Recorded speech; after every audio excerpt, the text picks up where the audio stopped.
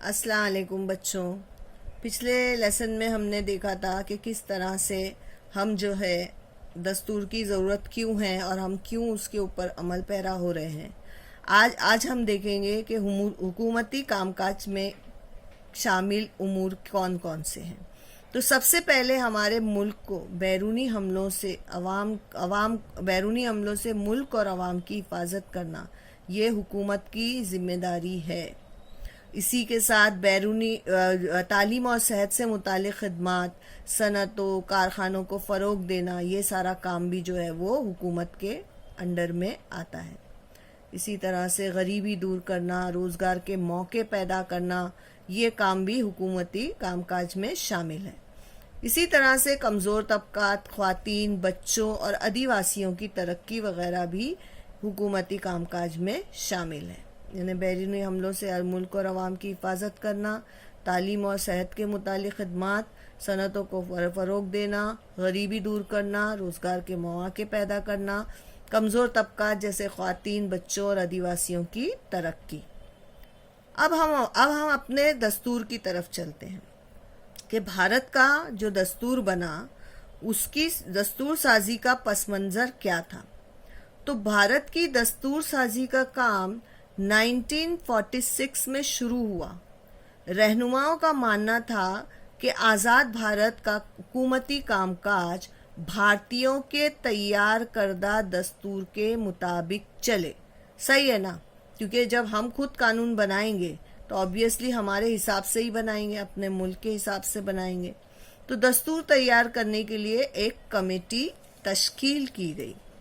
اب دیکھو کہ اس کمیٹی میں کیا ہے.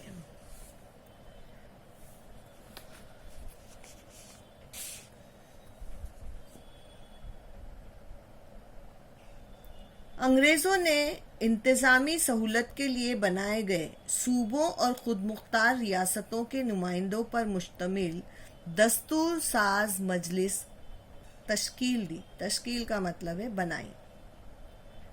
دستور ساز مجلس میں کل 299 اراکین تھے. ڈاکٹر راجندر پرساد، دیکھو ان کی تصویر بھی دی گئی ہے. ڈاکٹر راجندر پرساد جو تھے دستور ساز مجلس کے صدر، اور ڈاکٹر بابا صاحب امبیڈکر یہ جو تھے مسودہ کمیٹی کے صدر تھے. دونوں کی تصویریں نظر آ رہی ہیں آپ کو.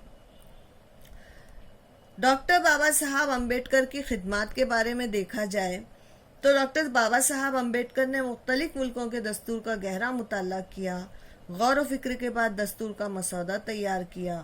مسودے کو دستور ساز مجلس کے سامنے پیش کر کے اراکین کے سوالوں کے جواب دیے.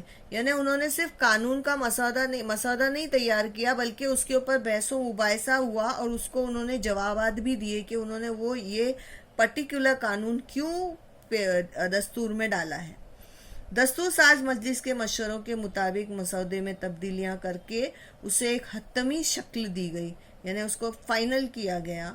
اور ڈاکٹر بابا صاحب امبیڈکر کو بھارت کے دستور کا معمار کہا جاتا ہے. اسی لیے ان کو بابا صاحب امبیڈکر کو بھارت کے دستور کا معمار کا مطلب ہوتا ہے بنانے والا. آبی انتظام، غیر ممالک سے تعلقات، صحافت، معیشت، سماجی انصاف وغیرہ شعبوں میں بھی ڈاکٹر بابا صاحب امبیڈکر کی خدمات قابل ذکر ہیں. اب ہم دیکھتے ہیں کہ یوم دستور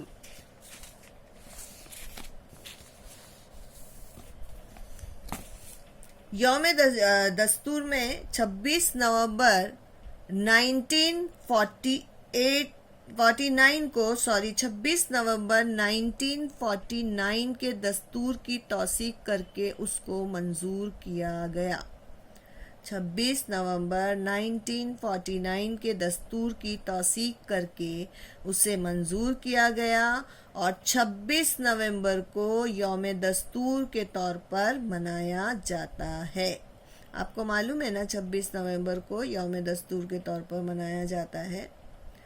اب یوم جمہوریہ میں کیا ہے کہ 26 جنوری 1950 سے دستوری تحفظات کے مطابق ملک کا کام کاج شروع ہوا. یعنی 26 نومبر 1949 کو بنا لیکن 26 جنوری 1950 میں وہ کام اس کے حساب سے، دستور کے حساب سے شروع ہوا۔ اسی طرح سے 26 جنوری 1950 سے بھارت جمہوریہ بن گیا، یعنی آزاد ہو گیا، تو اس دن یوم جمہوریہ کے طور پر منایا جاتا ہے۔ دستور کو مکمل کرنے میں تقریباً 2 سال 11 مہینے اور 17 دن کا عرصہ لگا تھا۔ دستور کی خصوصیت یہ ہے کہ دستور کو مکمل کرنے میں 2 سال 11 مہینے اور 17 دن کا عرصہ لگا۔ دستور میں 22 حصے، 395 دفعات اور 8 ضمیمے ہیں۔ دستور سازی کی بحث میں مخالف آراء کو بھی قبول کیا جاتا ہے، مطلب اگر دستور سازی ہو رہی ہے اور اس میں اگر کسی کو کوئی ایک قانون نہیں سمجھ میں آ رہا ہے تو وہ اس کے اوپر بحث بھی کرتا ہے اور اس کو ایکسیپٹ کیا جاتا ہے۔ دستور ساز مجلس میں نہرو، پٹیل، مولانا پنڈت جواہر لال نہرو، سردار ولبھ بھائی پٹیل، مولانا ابوالکلام آزاد اور سروجنی نائیڈو، درگا بائی دیشمکھ، ہنسا بین مہتا، راج کماری امرت کور بھی رکن کے طور پر تھے، اور بی این راؤ دستور ساز مجلس کے مشیر تھے۔ ایک بار پھر میں یہ پوری ڈیٹیل آپ کو بتا رہی ہوں کہ دستور کو مکمل کرنے میں 2 سال 11 مہینے اور 17 دن لگے۔ دستور میں 22 حصے ہیں، 395 دفعات ہیں، 8 ضمیمے ہیں۔ دستور سازی کی بحث میں مخالف آراء کو بھی قبول کیا گیا۔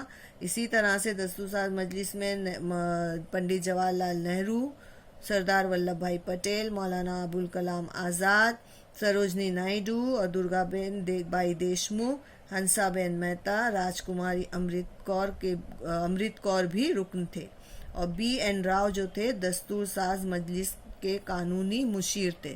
مشیر یعنی مشورہ دینے والا۔ تو بچوں، امید ہے آپ کو یہ لیسن سمجھ میں آ گیا ہوگا، اور آپ ایک بار نہیں 2 بار ویڈیو اگر سنیں گے تو اور بھی اچھے سے سمجھ میں آ جائے گا انشاءاللہ۔